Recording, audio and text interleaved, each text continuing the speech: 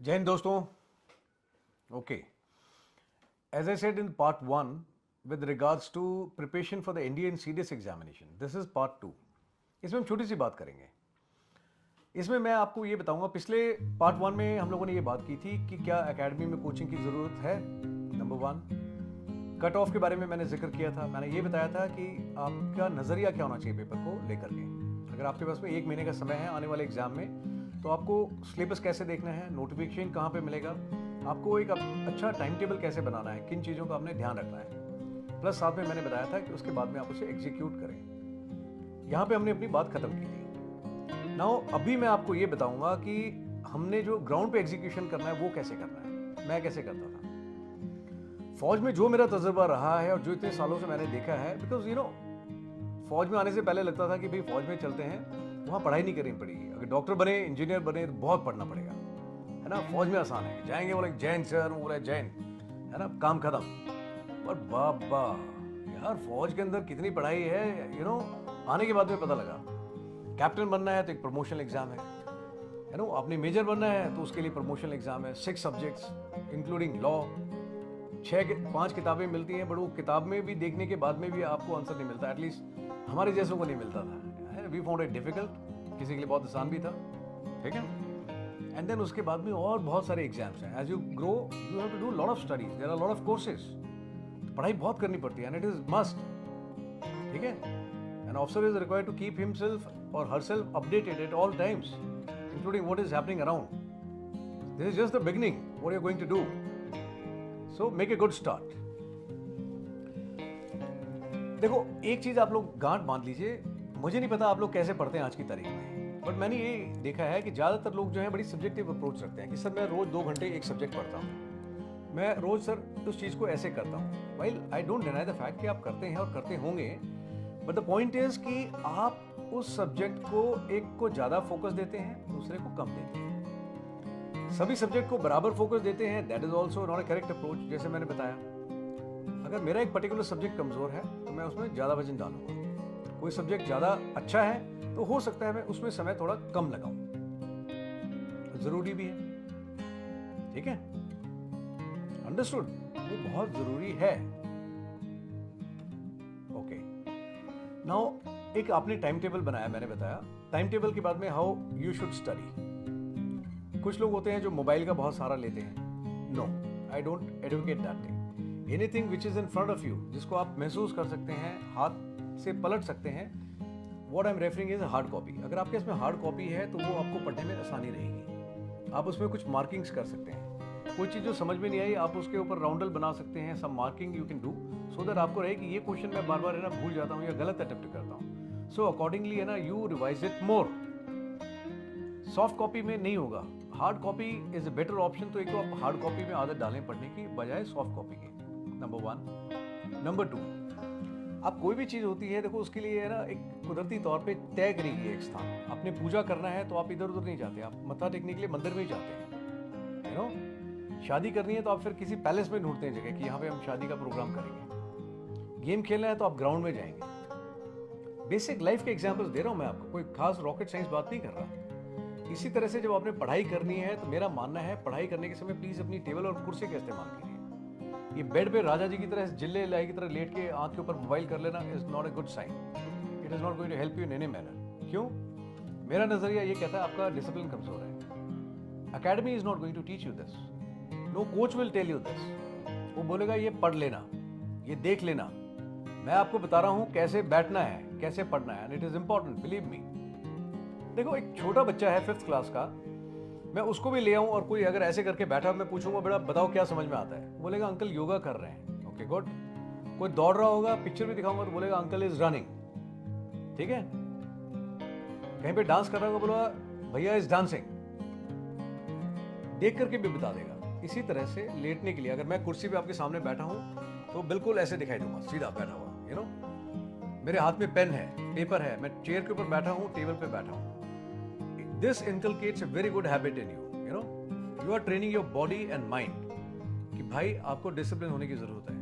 आप टेबल पे बैठे हो, सामने बुक रखी हुई, अपना काम खत्म करते हो, बुक्स को ठीक से क्लोज करके खड़े हो जाते हो, वापस आते हो, उसी टेबल चेयर पे बैठते हो. बिना कोशिश करे हुए आप अपने दिमाग को और अपने दिल को ये चीज सिखा दोगे कि भैया this is the value of discipline. कई बार जब मैं एसएसबी की तैयारी कराता हूं तो एक जैसे वर्ड है वैट में, चेयर में आपको क्या दिखाई देता है? कोई आदमी लिखता है कि chair is made of would, absolutely wrong sentence. कोई लिखता है चेयर है ना, इट इंडिकेट्स पावर, ताकत, है ना। इस तरह के कई सेंटेंसेस आते हैं तमाम। फिर मैं बोलता हूँ, मैं ओके एक बात बताऊँ, मैं देश का प्रधानमंत्री होता है, मैं कुर्सी पे बैठता है, बोला हाँ। मैं काम है कुछ नहीं प्रधानमंत्री के पास, बोला सर बहुत काम है, पूरा देश चलाना पड़ता है। मैं वेरी गुड। ऑफिसर है चाहे वो किसी भी महकमे में हो, एक चेयर पे बैठता है, एक पोजीशन है जाहिर करती है, मैं हाँ।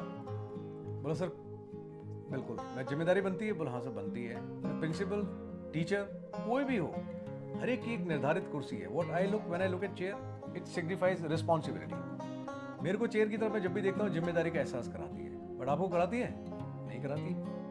तभी आप राजा जी की तरह बेड पे लेट जाते हो, कहीं पे भी सोफे पे लेट जाओगे, बेड पे लेट जाओगे और वहीं पे पढ़ोगे, कंप्यूटर पे पढ़ोगे। That is not the way my dear.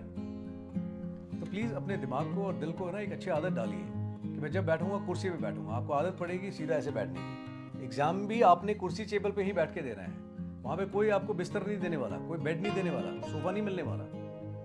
तो जब लड़ाई में वैसी हालत नहीं होने वाली है तो आप आज शुरू क्यों नहीं करते? कुर्सी टेबल पे बैठो और उसी पे पढ़ाई करो, ठीक है। फाइनल में भी आपने ऐसे ही करना है। यानी एक जिम्मेदारी का एहसास रहता है जब आप कुर्सी पे बैठते हो। आपकी रीढ़ की हड्डी ऐसे रहती है सीधी, जैसे यूनिफॉर्म पहनने के बाद होती है, ठीक है। वो रीढ़ की हड्डी कमजोर दिखाई देती है जब आप बेड पे सोफे पे लेटते हो। तो कृपया करके ऐसा ना करें। देखो बात तो बहुत छोटी सी है, बुनियादी मैं आपको जो बता रहा हूँ, बट मैं अपनी सोच जाहिर कर रहा हूँ। मानना नहीं मानना एब्सोल्युटली योर कॉल। आप करेंगे तो डेफिनेटली फायदा होगा, नहीं करोगे तो दुनिया चल रही है ऐसी चलेगी। आप कट ऑफ की तरफ देखोगे, बाद में बोलोगे सर 1 नंबर से रह गया। How does it matter? रह तो गए ना, नहीं रहना ना 1 नंबर से। आप 50 नंबर से आगे क्यों नहीं निकल जाते? तो पहले एक तो ये हैबिट अपनी ठीक करें, number 1। Number 2, organise your table very nicely. इसका मतलब ये नहीं है कोई डेकोरेशन करनी है, साफ सुथरी जैसी है, कोई ब्रांड नहीं चाहिए, कोई नहीं चाहिए, बट अपनी टेबल एक कॉर्नर में ठीक सेट करो। मैं कोई वास्तुशास्त्र और इन चीज़ों में विश्वास नहीं रखता, ठीक है, कि इधर से रखेंगे उधर से रखेंगे। I don't believe in this. फौज में जिधर सो गए उधर नींद आ जाती है, जो मिल गया खाने के लिए बहुत अच्छा है। बट एक टेबल इस हिसाब से लगाइए आप कि एटलीस्ट आपको डिस्टर्बेंस ना हो, खाली दीवार हो, है ना, जिसके सामने आप मोटिवेशन के लिए एक आधा कुछ चीज़ लिख सकें। जैसे मैंने लिखा था आई विल सक्सीड, मैं 1000 बार पढ़ता दिन में आते जाते बैठ, मैं करके दिखाऊंगा आई विल सक्सीड, करना है मुझे। You know this used to give me lot of जोश, मोटिवेशन कि मैंने करना है, मैं करके दिखाऊं। राजीव तूने करना है, you have to become lieutenant Rajiv. यार पापा को करके दिखाना है, मम्मी को बताना है मैं कर सकता हूँ, मेरे में है, मैं करूँगा। तो सामने कुछ लिखो विच मोटिवेट्स यू। मैं अपना काम पूरी ईमानदारी से करूँगा। It have an impact. फौज में क्या होता है, मैंने देखा एक बारी कि लोग खाना लेते थे, बट खाना जितना खाया फिर वेस्ट के लिए कहीं फेंक दिया। I feel bad. सो मैंने क्या किया, ज़्यादा कुछ नहीं, सिर्फ ऊपर एक कैप्शन लिख दिया जहाँ पे खाना इशू होता था। हिंदी में लिखा था, बड़ा सिंपल सा कैप्शन था, अपनी कंपनी में, मैंने उस कंपनी के माना, मैं खाना अपनी ज़रूरत के मुताबिक लें। सिर्फ इतना सा लिखा था कि खाना अपनी ज़रूरत के मुताबिक लें, आप 2 बार लें 4 बार लें, लेकिन सिर्फ ज़रूरत के मुताबिक लें, खाने को वेस्ट ना करें।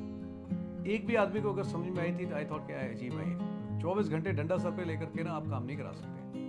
बट मैंने देखा धीरे धीरे सभी को समझ में आ गई वो बात। तो आप टेबल को अच्छे से कॉर्नर में लगाइए जहाँ पे 50 तरह की चीज़ें ना टंगी हो दीवार पे। आपका दिमाग क्लटर नहीं होगा, इधर उधर नहीं भागेगा। साफ सुथरा सामने स्क्रीन होना चाहिए। एक आधी चीज़ चाहिए, कोई फोटो लगाइए, कोई मोटिवेशन के लिए अपना कैप्शन लिखिए, जो चीज़ आपको मजबूती देती है वो रखिए। माहौल बनाओ, अच्छा म्यूजिक चल रहा है, अच्छी लाइट आ रही है ना, तभी तो आप डांस करने का मजा आएगा, है ना।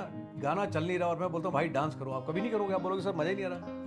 स्वाद तब आएगा जब माहौल बनेगा। तो प्लीज पढ़ने से पहले माहौल बनाओ फटाफट, 15 मिनट का काम है। अच्छे कॉर्नर में टेबल लगाई, मोटिवेशन के लिए कुछ लगाया, कुर्सी अपनी हाइट के मुताबिक कि ज़्यादा लंच नहीं कर रहे हो, ज़्यादा ऊपर नहीं आ रहे हो, ठीक है, और बॉडी आपकी बिल्कुल दुरुस्त बैठ रही है टेबल पे हाइट के हिसाब से। देन उसके बाद में जो भी किताबें हैं अपनी ऑर्गेनाइज करके सब्जेक्ट वाइज साइड में कहीं रखिए। टेबल के ऊपर एट ए टाइम सिर्फ एक वो बुक होनी चाहिए जो सब्जेक्ट आप एड्रेस कर रहे हैं, जो आप पढ़ रहे हैं, ठीक है। और इसके सिवाय आपके पास में एक पक्का डॉक्यूमेंट होना चाहिए, that is dictionary. It is very very important and not only for the exam, life में हमेशा आपके पास में एक डिक्शनरी आपकी टेबल पे हमेशा मौजूद होनी चाहिए। जो नाक के नीचे पहला वर्ड आ गया, please kill the issue then and there only, कि ये वर्ड है, मैं आगे तब जाऊंगा, इसका मैं जब मतलब पता करूंगा। पढ़ो, यू नो, आपके बातचीत में, कॉन्फिडेंस में, कम्युनिकेशन स्किल्स, वोकेबलरी, बहुत कुछ फ़ायदा होगा।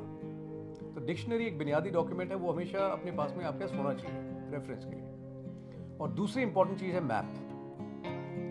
आप ज्योग्राफी पढ़ते हो, पढ़ने का एक तरीका होता है। मैंने एक देखा कि कोई आई थिंक खान सर और समथिंग है ना, कुछ नाम है उनका, आई थिंक खान सर ही है, बिहार से और समथिंग, है ना।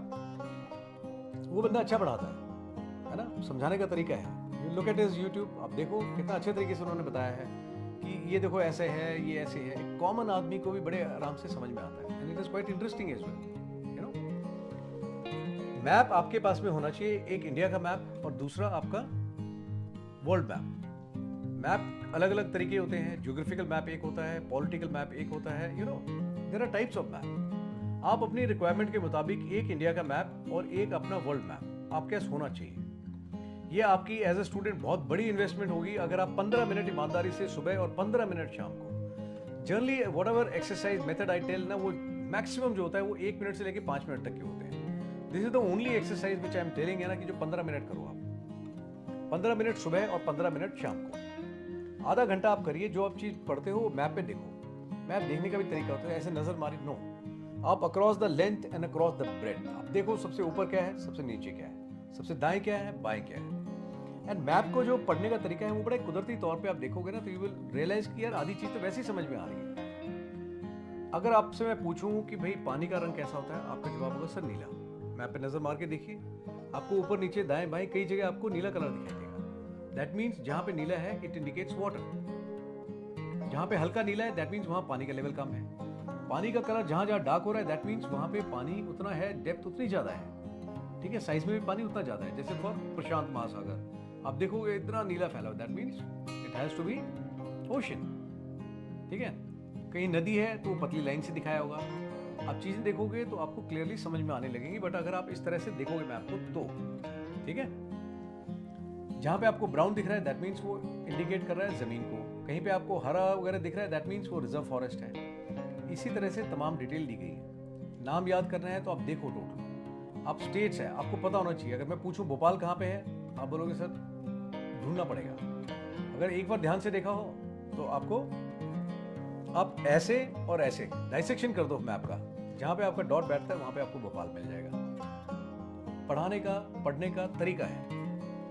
मेरा जो छोटा भाई है उनकी ज्योग्राफी की टीचर होती थी, I don't know the name of ma'am, but जब वो क्लास 12th में था तब उनको पढ़ाया था उन्होंने उस जमाने में। आज की तारीख में उसने 12th के बाद में ज्योग्राफी कहीं नहीं पढ़ी है, बट आप उससे वर्ल्ड की कोई भी कैपिटल पूछो, ठीक है, वो एक सांस में पूरी आपको वर्ल्ड की वो बता देगा, जगहों के नाम। आप किसी भी इलाके में, आप पूरे वर्ल्ड में कोई भी एक सिटी बोल दो, उस सिटी के दाएं बाएं 5 सिटी आपको वो बता देगा। आप उससे ये पूछो वहां पे वेदर डिटेल्स क्या होंगी, without looking to map, without looking to you know this thing app, वो आपको वहां का टेम्परेचर और ह्यूमिडिटी भी बता देगा। और ये मैंने ग्राउंड पे करके देखा है, ही इज डैम गुड। मैंने कहा तूने ये कहाँ से सीखा? कहता भाई मेरे को ना सिखाने वाली हमारी जो मैडम थी ना, शी वाज जस्ट गुड, उन्होंने बहुत अच्छे से सिखाया मुझे। 12th में सिखाया था, आज उसकी बेटी 9th में जाने वाली है, 8th में, and he still remember those things. यार कहने का मतलब ये है, जब पढ़ते हो पढ़ने का तरीका ठीक करो, रट्टा मारोगे तो नतीजा नहीं आएगा। चीज़ों को समझ के करोगे तो आप उसका फायदा पूरा अच्छे तरीके से उठा सकते हो, and it goes for every subject.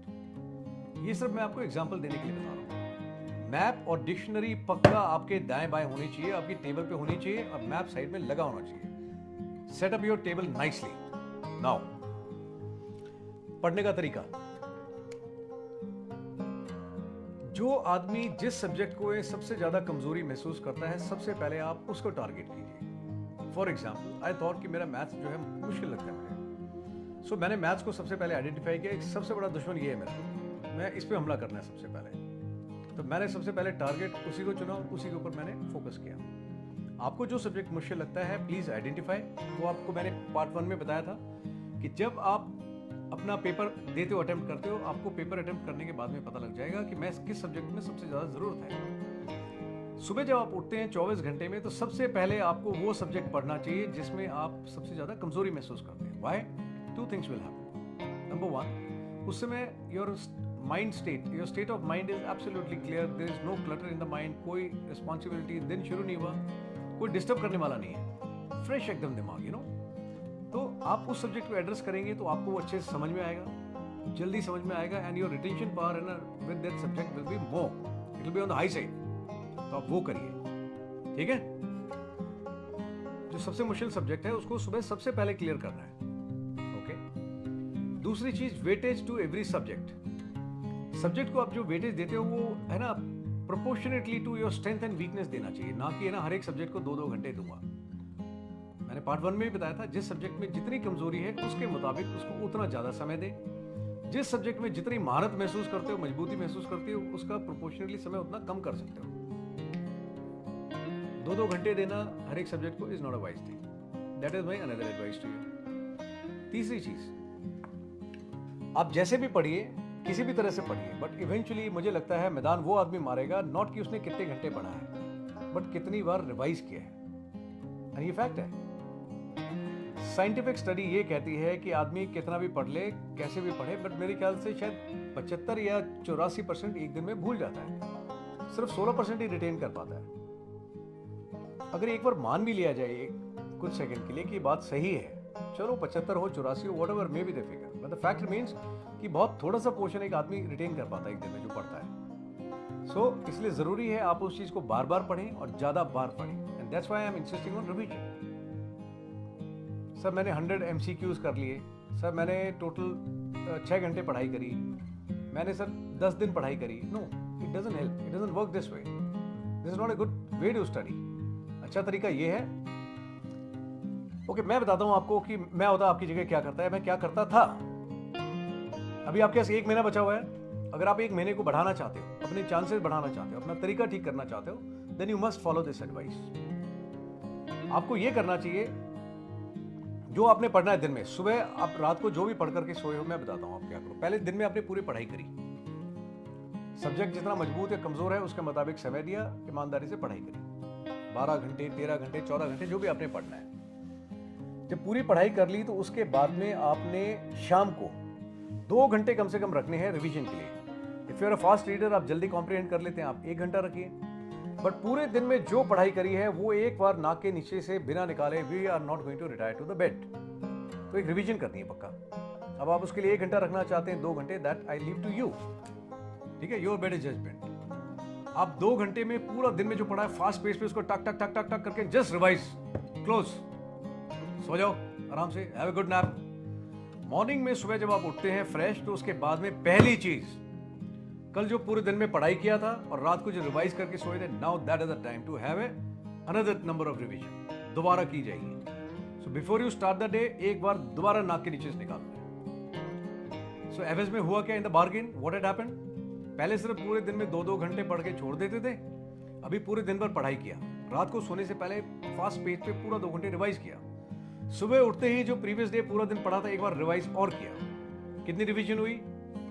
एक 24 घंटे की साइकिल के अंदर 3 रिवीजन करी आपने। पहले आप एक भी नहीं कर रहे थे। सी अगेन, बात छोटी सी है लेकिन तरीका चेंज करते ही फर्क दिखने लगा। अभी अब आपसे पूछता हूं मैं, again based on common sense, सामान्य ज्ञान के आधार पे आप बताओ मुझे, जो आदमी सिर्फ दिन में 8 घंटे पढ़ के छोड़ देता है और फिर अगले दिन अलग टाइम टेबल फॉलो करता है, वो ठीक रहेगा? या आपको लगता है कि इसके ज्यादा चांसेस हैं जो आदमी पूरे दिन भर पढ़ता है, रात को रिवाइज करके सोता है, सुबह दोबारा फिर रिवाइज करता है? यकीनन शर्तिया तौर पे ये आदमी रिजल्ट निकालेगा। पढ़ने का तरीका ठीक है, बट अगेन टेल मी, कौन सी एकेडमी जो आपको समझा रही है? उसको जरूरत नहीं है, उसने 6 घंटे अपना काम कर दिया, खत्म हो गया। और मैं कह रहा हूं उस कोचिंग एकेडमी से 10 गुना आप काम अच्छा कर सकते हो। Why not? करो खुद, आप उससे अच्छा काम करके दिखाओगे, ठीक है। और आपका अच्छा एग्जाम्पल देख करके फिर और 4 लोग इंकरेज होंगे जो बोलेंगे कि भाई ठीक बात कह रहे हैं, मैं खुद कर सकता हूं। नाउ एक आधा सब्जेक्ट हो सकता है जो आपका कमजोर हो, ठीक है। जैसे मैंने बोला मेरा मैथ्स कमजोर था, आपकी इंग्लिश कमजोर है, तीसरा कोई कैंडिडेट है उसका कोई और सब्जेक्ट कमजोर है, तो उसके लिए बजाय आप अपनी जगह छोड़ करके कहीं दूर जा करके मैं करूंगा, उसमें क्या करोगे आप कहीं जाओगे, आने जाने का खर्चा, रहने के लिए खर्चा, खाने पीने का खर्चा, प्लस अपने कपड़े प्रेस करने, खाना बाहर से लेकर के आना, ठीक है, कहीं आने जाने में समय लगेगा, आप बहुत टाइम वेस्ट करोगे। आप घर पे बैठे हो तो आपका परिवार आपको पढ़ते देखेगा, दे विल सपोर्ट यू, खाना टाइम पे मिलेगा, गर्म मिलेगा, कपड़े वपड़े आपको धुले प्रेस किए हुए मिलेंगे, आपकी अपनी कंफर्ट जोन है, आप अपना काम खत्म करके अपनी जगह सो सकते हो, टाइम पे मत्था टेक लो, टाइम पे सो जाओ, टाइम पे परिवार के साथ बैठ जाओ, और छोटे मोटे कुछ घर की जिम्मेदारी भी कर लोगे, तब भी आपका टाइम बचेगा। यू नो, सिर्फ एक सब्जेक्ट के लिए दूर भाग के कोचिंग लेके आऊंगा, नॉट रिक्वायर्ड। अच्छा तरीका ये होगा, समझदारी अगर है तो ऐसा नहीं कि जहां पे आप रहते हैं वहां सारे बेवकूफ रहते हैं या कोई पढ़ाने वाला ही नहीं है, वो तो आप मानने के लिए तैयार नहीं हो। सो प्लीज एक अच्छा ट्यूटर ढूंढो, पर्सनल। सारे सब्जेक्ट में कमजोरी नहीं है आपकी, एक सब्जेक्ट जिसमें आपको कमजोरी लगती है, आप उस सब्जेक्ट के मुताबिक एक अच्छा टीचर ढूंढिए लोकल।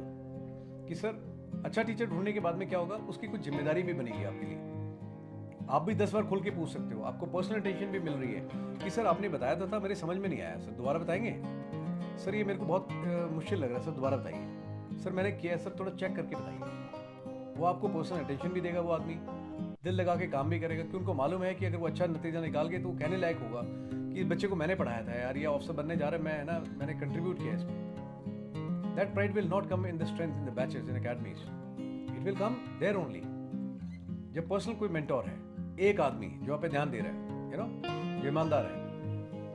तो उस एक सब्जेक्ट के लिए आई एडवोकेट, यस आप एक टीचर पकड़ सकते हो, अच्छा टीचर है उसको चुनो। डिग्री सबके पास मिलेगी, बट पढ़ाने के लिए काबिलियत और अच्छा टीचर बनने की काबिलियत हर एक में नहीं होती। मैंने पहले भी शायद कभी कहा है, एलिगेंट स्टेट, दोबारा बोल रहा हूँ, अच्छा टीचर ढूंढिए, चुनाव करिए, ठीक है, और उनसे बताइए कि सर मेरे को ये कमजोरी है, दूर करनी है, कैसे पढ़ाओगे, कितना टाइम लगेगा, ठीक है। जाके सिर्फ ये मत पूछो सर कितनी फीस लोगे, उससे टीचर की काबिलियत का नहीं पता लगता। आप ये पूछो सर कैसे पढ़ाएंगे आप, सर मैं बहुत कमजोर हूँ, बिल्कुल बेसिक भी नहीं आते, आप कर दो मेरा डाउट क्लियर, सर कैसे पढ़ाओगे, सर कितना टाइम पढ़ाओगे, कमजोर रह गया तो क्या सर आ सकता हूँ एक्स्ट्रा टाइम के लिए, ठीक है। अच्छा टीचर चुनिए, ओके। फिर मैंने आपको रिवीजन का बताया कि आपने कैसे रिवीजन करनी है। रिवीजन करने के बाद में Sunday, very important day, calendar के अंदर है संडे, पर वो कैलेंडर में ही रहने दो। अगर एक साल आपके पास होता, जैसे कुछ स्टूडेंट है मेरे, दोस्त हैव स्टार्टेड प्रिपेयरिंग, बट उनके पास 1 साल है, उनके पास 2 साल है, उनको मैं कुछ और तरीका बताता हूँ, टाइम टेबल। ऑब्वियसली यार लड़ाई करने के लिए यहाँ 1 महीना बचा आपके पास में, 1 महीने के लिए अप्रोच थोड़ी अलग है, 6 महीने है तो फिर बात अलग है, और साल है तो उसके लिए तो भैया फिर बहुत ही टाइम है, फिर बिल्कुल आराम से, तसल्ली से, मजबूती से किया जाएगा, बट अभी टाइम कम है। सो प्लीज अपना कैलेंडर लें, एक बड़ा पेन लें एंड कार्ड दें क्रॉस से, no Sundays, You cannot afford that kind of luxury. No one can. अगर अपना सपना साकार करना है, रिजल्ट निकालना है, माँ बाप की छाती मजबूत करनी है, चौड़ी करनी है, नो संडेज। अगेन 1 महीना अगर संडे का इस्तेमाल नहीं करोगे तो कोई नहीं मरने वाला। Sunday is also state of mindset. 3 golden words हैं संडे को लेके, तलाक तलाक तलाक, बिल्कुल तलाक दे दो संडे को। बाकी आपके साथ में जो आपके काउंटर पेयर्स हैं, जो अभी संडे को कि आज तो संडे है यार, आज भैया आराम कर रहे हैं, आज पढ़ाई नहीं करनी, बहुत पढ़ लिया हफ्ते भर, क्यों एहसान किया किसी पे? हमने कोई एहसान नहीं किया, आप अपने लिए कर रहे हैं, अपने परिवार के लिए कर रहे हैं, ठीक है। Sunday is just a state of mind. Holi आने वाली है, पूरा दिन खराब करने की जरूरत नहीं है। आप जाइए बड़े बुजुर्गों के पैर पे गुलाल लगाइए, दोस्तों के साथ खेलिए, बट घंटा 2 घंटा बहुत है यार, पूरा दिन बर्बाद करने की जरूरत नहीं है, बिकॉज आपके पास टाइम नहीं है, ओनली 1 month लेफ्ट। सो जो भी आपने मनाने हैं त्योहार, कहीं शादी अटेंड कर रहे हो, कभी कहीं जा रहे हो, कभी किसी की बर्थडे पार्टी अटेंड कर रहे हो, घर में लोग हैं, वो आपके यहाँ पे प्रेजेंस लगा देंगे, ठीक है। आप सिर्फ पढ़ाई करके दिखाओ अगले 1 महीने। बाकी कैंडिडेट्स जो संडे को ये सोच के उठते हैं आज तो संडे, आज तो ज़्यादा आराम करना है, बिकॉज बहुत मेहनत कर ली। मेहनत अपने आप में बहुत बड़ा रिवॉर्ड है भाई, ठीक है। आप ऐसे मत सोचो। आपने, मैंने बोला 3 साइकिल, आई एम श्योर उससे थोड़ी मजबूती आएगी। जब आप इतना करते हो तो आपने क्या करना है, जब संडे आता है तो बाकी लोग जब 9 बजे उठेंगे, 10 बजे उठेंगे, पूरा संडे मनाएंगे, टाइम खराब करेंगे, what I suggest, what you should do, उस दिन आपको सबसे जल्दी उठना चाहिए कि भाई बाकी दिन तो मैं 5:30 उठता हूँ, आज मैं 4 बजे उठूंगा, संडे है। संडे अगर आराम करने का दिन है उसमें कुछ ज़्यादा फायदा होना चाहिए। 4 बजे उठो एंड पूरे हफ्ते में जितना आपने सिलेबस किया है कवर, वो जिद होनी चाहिए कि आज भाई मैं पूरा रगड़ दूंगा। अगर 2 बार नहीं तो कम से कम 1 बार तो नाक के नीचे से पक्का निकाल देना है। अब this is the weekly revision. पहले आपने दिन में करी 3 रिवीजन, अब पूरे 6 दिन में आपने जो तैयारी करी है, 7वें दिन में आकर के आपने पूरे हफ्ते का रिवाइज कर दिया। Imagine your level of confidence कैसा होगा आपका। I am telling you, confidence फट के बाहर आ रहा होगा आपका, यू नो। आप बोलोगे गुड यार, कर दिया मैंने, 1 हफ्ते के अंदर खींच दिया मीटर, अब मैं चीज भूल नहीं रहा हूं, पहले याद नहीं थी अब याद आ रही है ना, सिलेबस मेरा तेजी से कवर हो रहा है। You will have a tremendous amount of confidence when you do so. But करके तो देखो, जब तक करके नहीं देखोगे पता कैसे लगेगा? So please do this weekly revision. बाकी जो संडे बनाना चाहता है उसको सोने दो, आप पहले उठो और पूरे हफ्ते का जितना है अपना पूरा रिवाइज करो. You must do. In addition to this, every Sunday you must appear for one mock test.